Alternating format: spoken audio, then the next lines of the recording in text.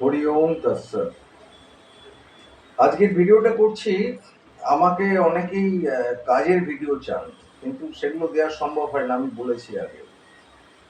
আজকের ভিডিওটা করছি বিভিন্ন পেশেন্ট পার্টির জন্য। আমার তো বেশিরভাগ পেশেন্ট পার্টিকে দেখতে হয় যারা বিছানায় শয্যাশায়ী এবং প্রয়াত হওয়ার জন্য বসে আছেন, মৃত হওয়ার জন্য বসে আছেন, অসুস্থ, অসহায়। হ্যাঁ, তো ফলে কি হয়, তাদেরকে আমায় কিছু কাজকর্ম করে দিতে হয়। তা এটা হচ্ছে কি, যারা আমার সঙ্গে যোগাযোগ করেছেন তাদের তো আমি দেখছি, কিন্তু যারা যোগাযোগ করতে পারছেন না অথচ বাড়িতে অসহায় মানুষ আছেন, তাদের জন্য এই ভিডিওটা। এখানে ব্যাপার হচ্ছে, অসহায় মানুষ কখন হয়? তার শেষ জীবনে, বার্ধক্যে, বা ধরুন অসহায় হয়ে পড়ে আছে সেই, হয়তো আর বাঁচবে না, ডাক্তার ট্রিটমেন্ট চলছে, সেও জানে সেটা, একাকিত্বে আছে। তো তাদের জন্যই ভিডিওটা। এখন আমরা ভাবি একাকিত্বটা হচ্ছে আমাদের অভিশাপ।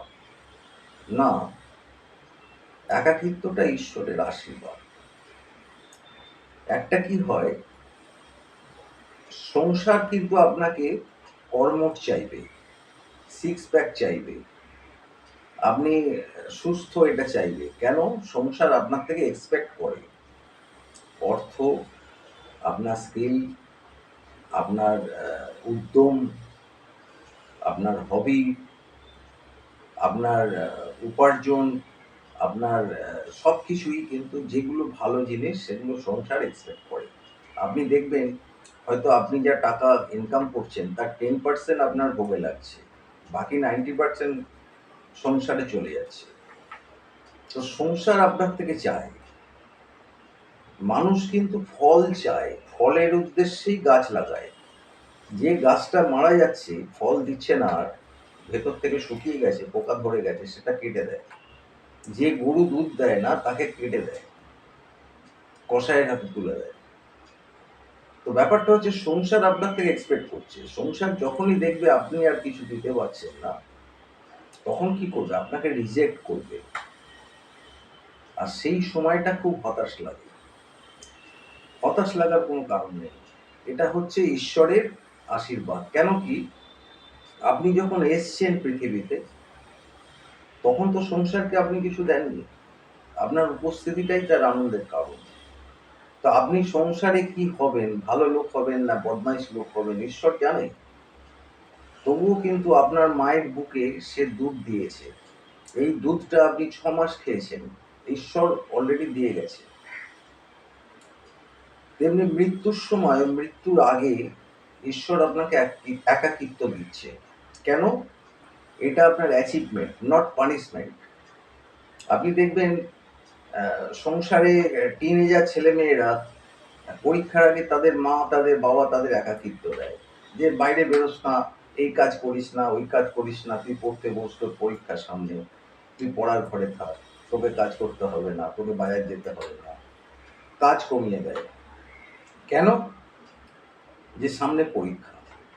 তো ঈশ্বরও এটা, ঈশ্বর আপনার সংসারের কাজটা কমিয়ে দিচ্ছে, আপনাকে শয্যাশায়ী করে রেখেছে, আপনাকে অসুস্থ করে রেখেছে। কেন? যে আপনি এবার পরীক্ষা, পরীক্ষা মানে আপনাকে চলে যেতে হবে সংসার থেকে। তার আগে আপনার এই যে একাকিত্ব, এই একাকিত্বটা কিন্তু ঈশ্বর দিয়েছে কেন? আপনার পড়াশোনার জন্য। পড়াশোনা বলতে নিজের সত্তার সঙ্গে সঙ্গ, আত্মশোধন, আত্মবিশ্লেষণ, হুম, আত্মবিশ্লেষণ, আত্মদর্শন, আত্মনিবেদন, আপনার মানুষ জন্মটাকে সার্থক করার জন্যে, আপনার জীবনের অতীতের ভুলগুলো, অতীতের অন্যায়গুলো, অতীতের চালাকিগুলো, অতীতে যাদের দীর্ঘশ্বাস নিয়েছেন সেইগুলো রিয়েলাইজেশনের জন্য। আপনার অতীতটা ছিল রিলিজিয়ান, আপনি একটা ধার্মিক ছিলেন, ধর্ম, হিন্দু, মুসলমান, খ্রিস্টান। আর শেষ জীবনটা হচ্ছে রিলিজিয়ান নয়, রিয়েলাইজেশন। শেষের যে ব্যাপারটা, এটা হচ্ছে রিয়েলাইজেশন। আর এতদিন আপনি যে কর্মঠ ছিলেন, এটা রিলিজিয়ান, মানে ধর্ম। আর এখন আপনি যাচ্ছেন ধারণা, রিয়েলাইজেশন। সরকারি অফিসেও দেখবেন এটা হয়। একটা ডিপার্টমেন্টে সবাই কাজ করছে, প্রায় 40-50 জন একসঙ্গে ওঠা বসা, গল্প, টিফিন, আড্ডা। একজনের যেই মানে মানে হলো, প্রমোশন হলো, তখন দেখলেন তাকে চেম্বার দিয়ে দিল, মানে একাকিত্ব দিল।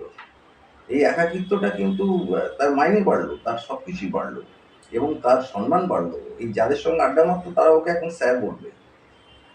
তা এটা নিশ্চয়ই পানিশমেন্ট নয়। হ্যাঁ, এটা অ্যাচিভমেন্ট। তো ঈশ্বরও তাই করেছে। আপনাকে একাকিত্ব দিয়েছে কেন?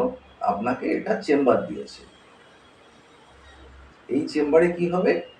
আপনি নিজের আত্ম উপলব্ধি করবেন এবং মানুষ জীবনটাকে সার্থক করার জন্যে নিজেকে সমর্পণ করবেন ঈশ্বরের কাছে।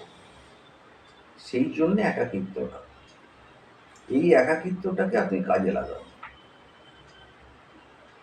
আমার ৫-৬ লাখ টাকার রান্নাঘর আছে, অথচ আমি রান্নাটা জানি না। তাহলে তো এই রান্নাঘরটা আমার কোনো কাজে লাগবে না। ব্যাপারটা এইটা। আপনাকে একাকিত্ব দিয়েছে, একাকিত্বটাকে ভোগ করুন এবং জীবনটাকে সার্থক করুন। যে সময়টা আপনি অতীতে পাননি। এটা আপনার পুরস্কার। ভালো থাকবেন। আমার নম্বর তো আপনারা জানেন। যদি না কেউ জেনে থাকেন আবার দিচ্ছি। 983029 302 আর 98-153। যোগাযোগ করবেন। ভালো থাকবেন। আর একাকিত্বটাকে সবসময় ভাববেন আপনার অ্যাচিভমেন্ট, নট পানিশমেন্ট। ভালো থাকবেন।